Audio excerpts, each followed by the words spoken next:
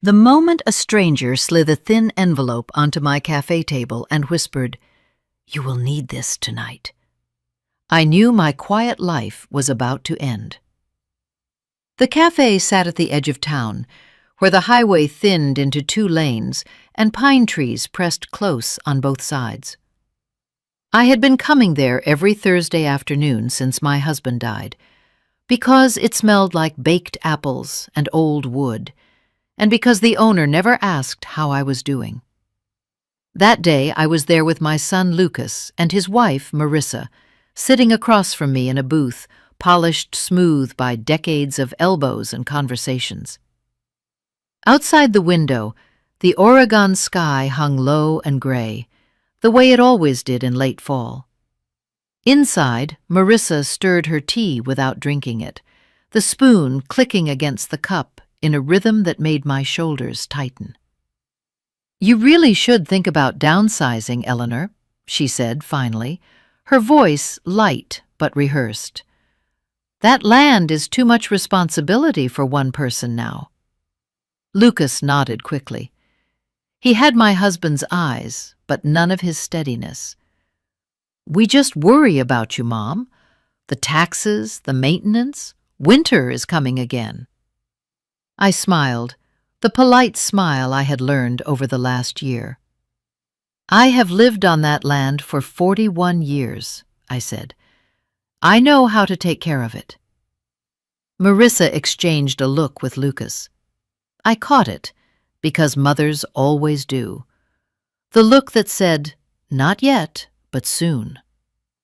They stood to pay the bill together, leaning close, whispering the way they had started doing more often lately. I stayed seated, gathering my purse and folding my napkin, when I felt a presence beside me. She appeared so suddenly, I startled hard enough to knock my water glass sideways. The woman was in her early 50s, maybe older, with iron-gray hair pulled tight at the nape of her neck. Her coat was dark and heavy, far too warm for indoors, and her eyes did not wander or blink. They locked onto mine, as if she had been looking for me all her life. "Eleanor Hayes," she said, not a question. "Yes," I replied, my heart already racing. She placed a thin manila envelope on the table between us. Her fingers shook slightly as she let go. "You will need this tonight," she whispered. "Whatever you do, do not open it here." I opened my mouth to ask who she was, how she knew my name, what she meant, but she was already turning away. By the time I stood, she had reached the door and slipped outside, swallowed by the passing traffic and mist. I stood there frozen, staring at the envelope as if it might explode. Lucas and Marissa returned moments later. "Everything okay, Mom?" Lucas asked. "Fine," I said too quickly. I slid the envelope into my bag before either of them could see it. My hands would not stop shaking. The drive back to my house passed in a blur of road curves and small talk about weather and real estate prices. They dropped me off at the end of my gravel drive, declining my invitation to come in. I watched their car disappear, then stood there listening to the wind in the trees, feeling suddenly watched. My house waited at the end of the drive, old white siding, green trim, the same home my husband and I had painted together years ago. The land stretched behind it, acres of forest and cleared field, passed down through my husband's family long before I married into it. Inside, I locked the door, something I had not done regularly before my husband died. The envelope lay heavy in my bag, like it knew it did not belong there. I placed it on the kitchen table and sat across from it for a long time without touching it. The house creaked softly, settling around me. Outside, dusk slid into night. I did not know yet that the envelope would lead me to a truth buried deeper than the roots of my land. I only knew that for the first time since my husband died, I was afraid of the people closest to me. I waited until the house was completely dark before I touched the envelope. I do not know why I waited. Maybe part of me hoped that if I ignored it long enough, it would lose its power. Maybe I was afraid that once I opened it, there would be no turning back.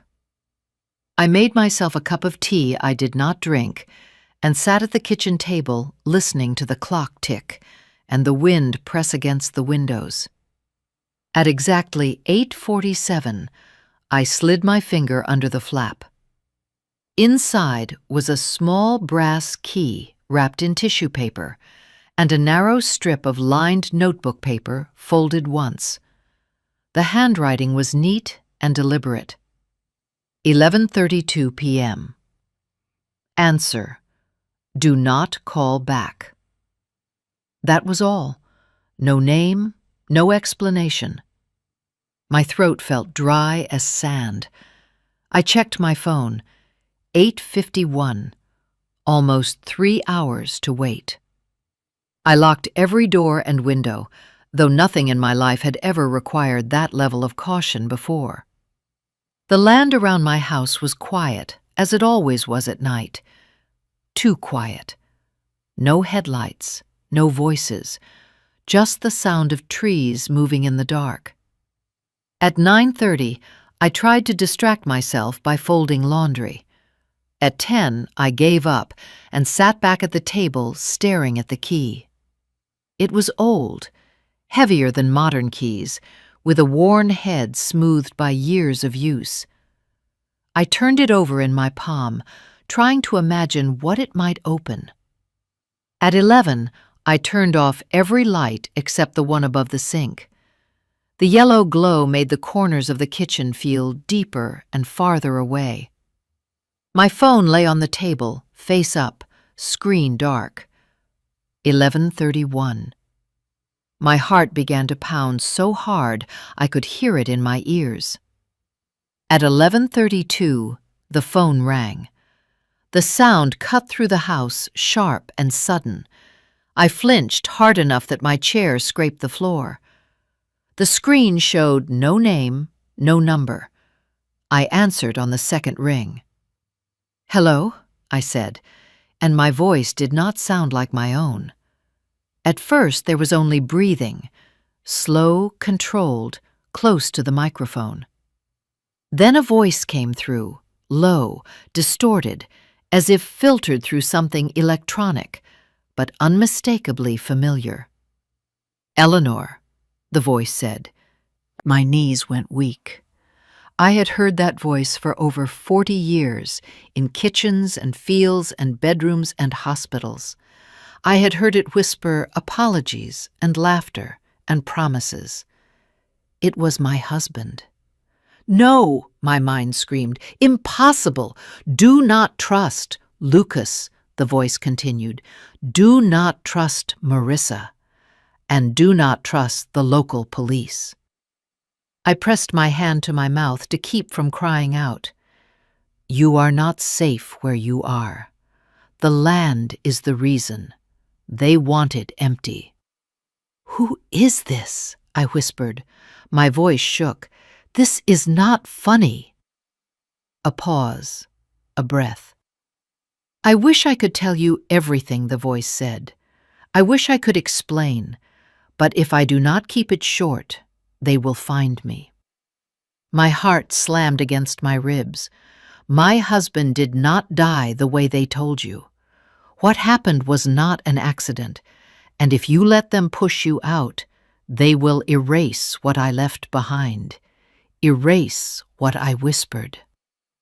At that moment, the line crackled violently. The voice cut out, then returned for one final sentence. "The truth is under your feet, Eleanor, and you have very little time." The call ended. I sat frozen, with the phone pressed to my ear long after the screen went dark. The house felt different now, charged and exposed, as if every wall had thinned. I checked the call log. Nothing. No record of the call, as if it had never happened. But my hands were shaking. My chest ached. I did not sleep that night. I sat at the kitchen table until dawn, watching the first light creep across the floor, knowing one thing with terrifying clarity. Whatever had killed my husband was still alive, and it was closer to me than I had ever imagined. Lucas came back the next morning. He did not call first. He never used to do that. When my husband was alive, Lucas always called ahead, out of habit or respect, or maybe fear of interrupting something important. Now he pulled into the driveway just after 8, as if the place already belonged to him. I was standing at the sink when I saw his car through the window. My first instinct was to hide the envelope and the key, but I stopped myself. If I acted afraid, he would sense it. Lucas had always been good at sensing weakness. He walked in carrying 2 coffees and a tight smile. "Morning, Mom," he said, placing 1 cup in front of me. "You look tired." "I did not sleep well," I said evenly. He sat down across from me, glancing around the kitchen like someone doing a quiet inspection. His eyes lingered on the door to my husband's old office a second too long. "We need to talk," he said. I waited. "Marissa and I have been discussing your situation," he continued. "The property, your finances, your health." I wrapped my hands around the coffee, but did not drink it. "My situation?" "Yes," he said gently. "You have been alone a long time now. This land is a burden. You do not need to prove anything anymore." There it was again, the same words, the same rehearsed concern. "I am not a burden to myself, Lucas," I said. He exhaled through his nose. "Mom, this is not about pride. It is about reality. The taxes alone are climbing. Insurance, repairs. If something happens out here, no one would even know for hours." Something like what I asked. He hesitated just long enough for the silence to feel heavy. "An accident," he said finally. "A fall. A medical episode." The word accident made my stomach tighten. Marissa arrived an hour later unannounced. She did not sit down. She remained standing near the doorway, scrolling through her phone like she was already late for something. "I took the liberty of reviewing your accounts," she said, looking up at last, "just to understand where things stand." "You had no right," I said. She smiled politely. "As Lucas' next of kin, he has an obligation to know." I looked at my son. He did not meet my eyes. "According to what we found," Marissa continued, "you cannot sustain this lifestyle much longer. You are dipping into savings at an alarming rate." "I am fine," I said. "Are you?" she asked softly. "Because to me, it looks like grief is clouding your judgment." Lucas leaned forward. "Mom, maybe we should talk about guardianship. Just temporarily, until things stabilize." The room went very still. "Guardianship," I repeated. "It is just a legal safeguard," Marissa said quickly, "to protect you, to make sure decisions are made in your best interest." My heart began to pound. The voice from the night before echoed in my mind. "Do not trust them." "You want control," I said quietly, "not protection." Marissa sighed, as if disappointed. "Eleanor, please, this does not have to be difficult. If you agree to sell the property and move closer to town, all of this goes away." And if I do not? Lucas looked away. Marissa answered, Then we will have to move forward without your consent. A chill ran through me. She stepped closer, lowering her voice. Farms are dangerous places, Eleanor. People your age get hurt all the time. It would be tragic if something happened before this was resolved. I stood up so fast, my chair tipped backward. Get out, I said. Lucas looked shocked. Mom, calm down. Get out of my house now.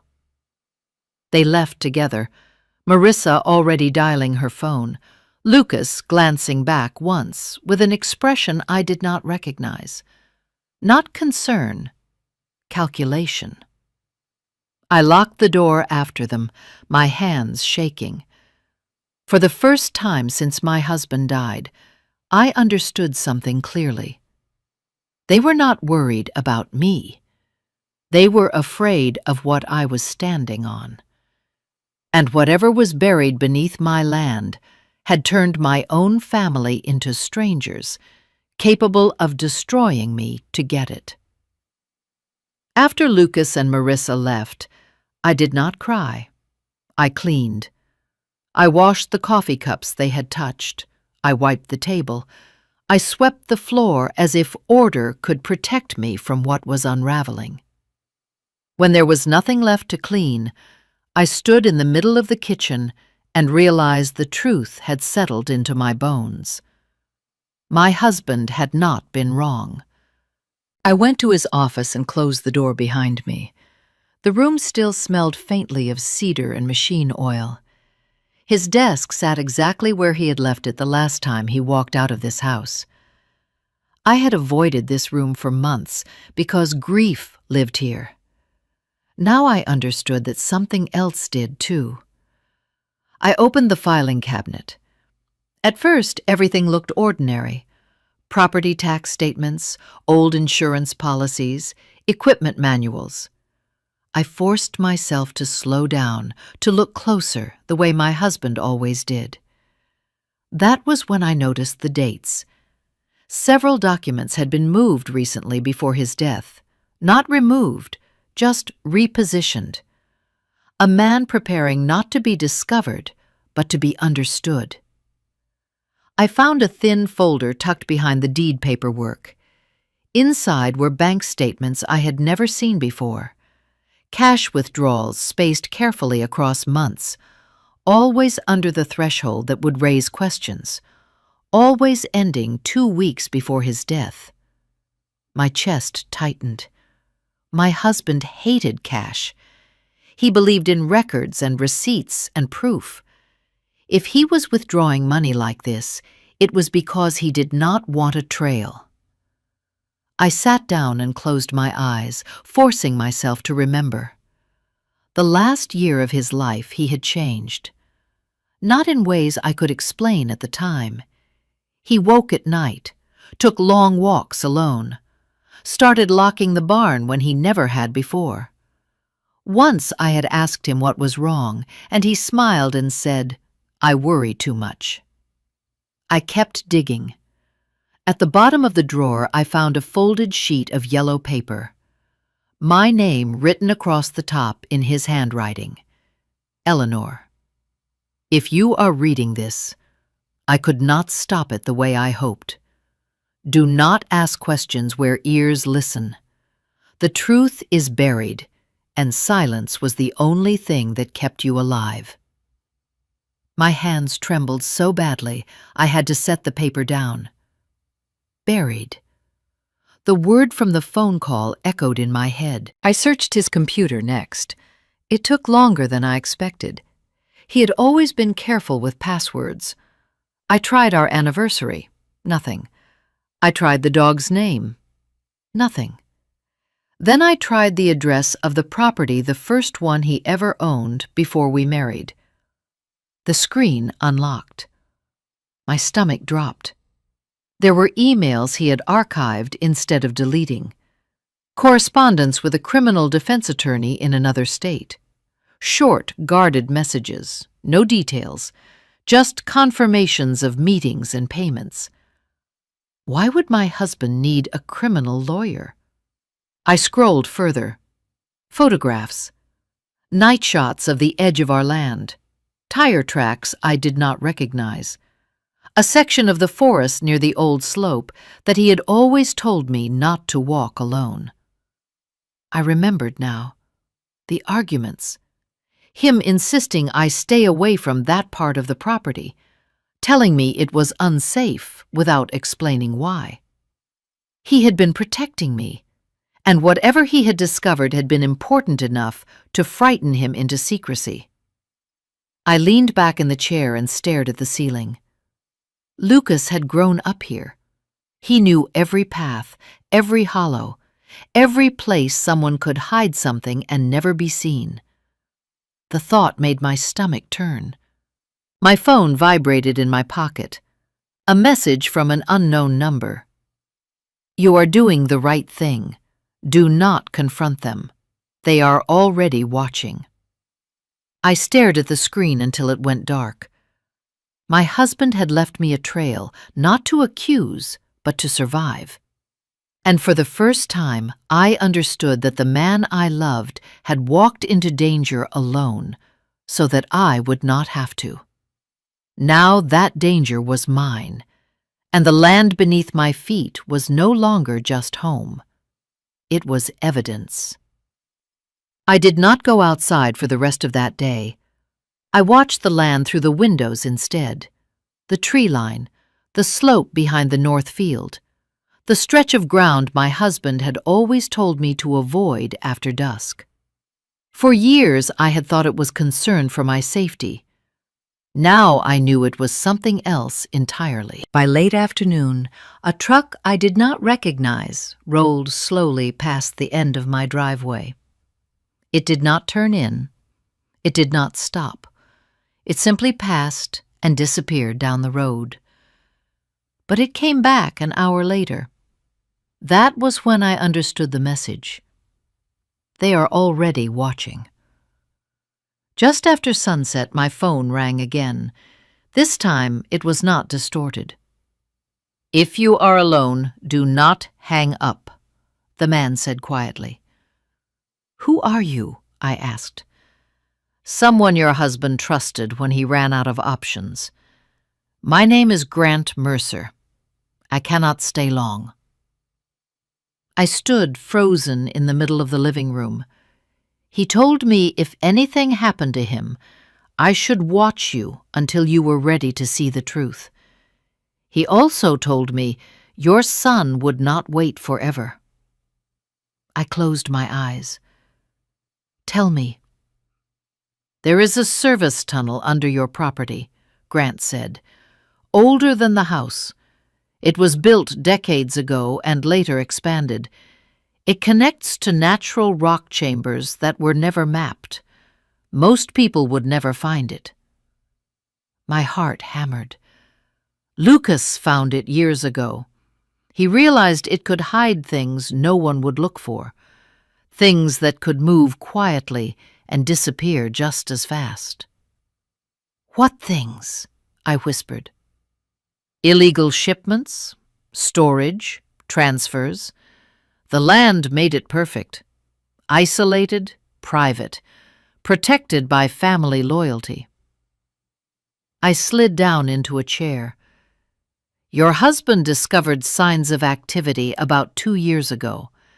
Vehicles where they should not be, fresh tracks after rain, equipment being moved at night. He followed the trail until it led underground. I remembered the nights he came in late, covered in dirt, claiming he had been fixing a drainage issue.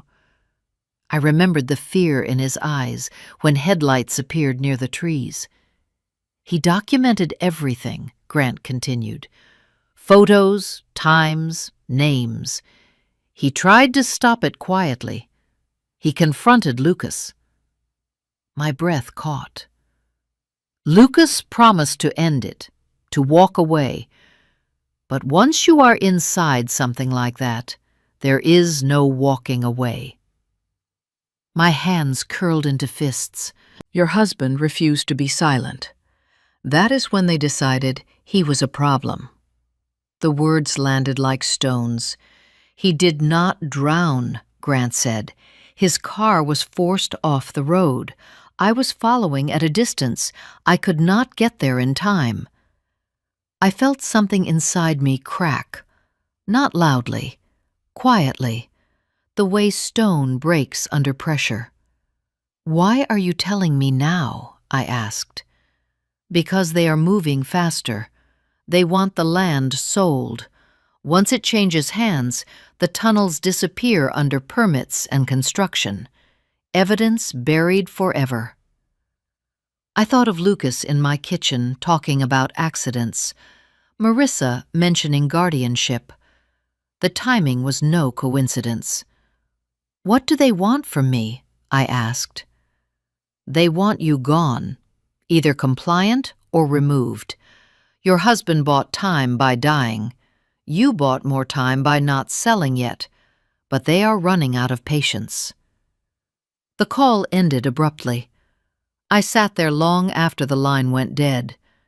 The house felt smaller now, the walls thinner, the floor beneath my feet no longer solid. I walked to the back window and stared at the land stretching into darkness. 41 years I had walked that property, believing it held memories and roots and safety. Now I knew it held something else, something poisonous. And the most terrifying truth of all settled into my chest. The danger was not hidden in the ground. It was the fact that my own son had chosen it over his family. And he would not stop unless someone forced him to. The knock came just after midnight. Not loud, not urgent. 3 slow, deliberate taps that carried through the house like a warning. I was sitting at the kitchen table with all the lights off, listening to the hum of the refrigerator and the wind moving through the trees when I heard it. I did not answer. The knock came again, followed by a familiar voice. "Mom, it is Lucas. We need to talk." My heart pounded so hard I was sure he could hear it through the door. I stayed still, counting my breaths, the way my husband once taught me during a storm. Then another voice joined his, calm, professional, almost rehearsed. "Mrs. Hayes, this is Deputy Collins. We are here to check on you. The police." "Do not trust them," the voice had warned me. I stood slowly and moved to the window beside the door, careful not to cast a shadow. 2 cars sat in my driveway, Lucas's and a patrol vehicle. Marissa stood near the porch rail, arms folded, her posture rigid and impatient. I opened the door just enough to speak. "What is this about?" I asked. Lucas stepped forward immediately. "Mom, we are worried. You have not been answering calls. Marissa says you have been acting confused, talking about things that do not make sense." Marissa did not deny it. She met my eyes and smiled faintly. Deputy Collins cleared his throat. "Mrs. Hayes, we received a report that you may be experiencing distress. We would like to come in and make sure you are safe." I knew then exactly what they were doing. This was not concern. This was removal. "I am fine," I said. "You can leave." Marissa's voice sharpened. "Eleanor, please do not make this harder. You are alone out here. You have been through trauma. Sometimes people do not realize when they need help." Lucas reached for the door. I slammed it shut and locked it. The shouting began immediately. Lucas pounding, Marissa yelling that I was being irrational, the deputy threatening to force entry if I did not cooperate. My hands shook, but my mind was suddenly clear. I ran. I grabbed my coat and the flashlight my husband kept by the back door, and slipped out through the mudroom, stepping into the freezing night. The air burned my lungs as I crossed the yard, keeping low, moving fast toward the trees. Behind me, the front door burst open. "Mom, stop!" Lucas shouted. Flashlights cut through the dark, slicing the woods into fragments of light and shadow. I ran harder than I thought my body still could, branches whipping my face, roots catching my feet. I knew this land. I had walked it for decades. They knew it too, but fear made them careless. I reached the clearing near the old slope and dropped to my knees beside the place my husband had once joked was good for hiding treasure. The ground was cold and hard. I dug with my hands, nails breaking, skin tearing, until my fingers struck something solid. A container. Plastic, sealed, heavy. Footsteps crashed through the brush behind me. I tore the container free and ran. A beam of light caught me, and for a moment I saw Lucas's face, twisted with panic and rage. "Give it to me, Mom," he screamed. "You do not understand what you are doing." I understood everything. I ran deeper into the woods, lungs screaming, heart hammering, until I saw headlights on the old service road beyond the tree line. A car idled, engine running. The passenger door opened. "Get in!" a woman called. I did not hesitate. The car surged forward as I slammed the door, clutching the container to my chest. In the rear window, I saw Lucas stumble to a stop, flashlight falling from his hand. The woman driving did not look at me. "They crossed a line tonight," she said quietly. "There is no going back now." I stared at the dark trees rushing past, knowing with absolute certainty that whatever was inside the container was powerful enough to destroy my family, and powerful enough to save my life. The night swallowed the farm behind us, and with it, the last illusion that this could ever be resolved peacefully. We did not stop driving until the road narrowed, and the trees gave way to empty fields. The woman finally spoke again, once we were far enough away that my hands stopped shaking. "My name is Claire Donovan," she said. "I worked with your husband the last year of his life. Not officially, off the record." I held the container tighter. "What is inside this?" "Everything they cannot afford to lose." She pulled into the lot of a closed roadside motel and cut the engine. The silence rang in my ears. "Open it," she said. "You deserve to know." My fingers trembled as I twisted the seal. Inside were flash drives sealed in plastic, a small notebook wrapped in oilcloth, and a folded letter with my name written in my husband's careful handwriting. I opened the letter first. "My dearest Eleanor, if you are holding this, then I failed to stop them. I am so sorry. I left you with this burden, but you were always stronger than you believed." The words blurred as tears filled my eyes. Claire gave me a moment, then spoke quietly. "He documented everything. The tunnel access, the transfers, the payments, and proof that Lucas and Marissa coordinated it all." I felt sick. "He tried to protect you," she continued. "He knew once you knew, you would never back down." I wiped my face. "What happens now?" "Now we set the trap." The plan formed quickly because there was no time for hesitation.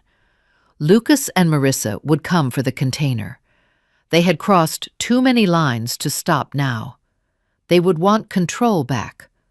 Silence restored. We would give them the chance. By morning, a message was sent from my phone. I will return what I took. Meet at the house tonight. Come alone. I knew they would not come alone, but they would come. That evening I stood in my kitchen again, the same place where everything had begun. The house was dark except for one overhead light.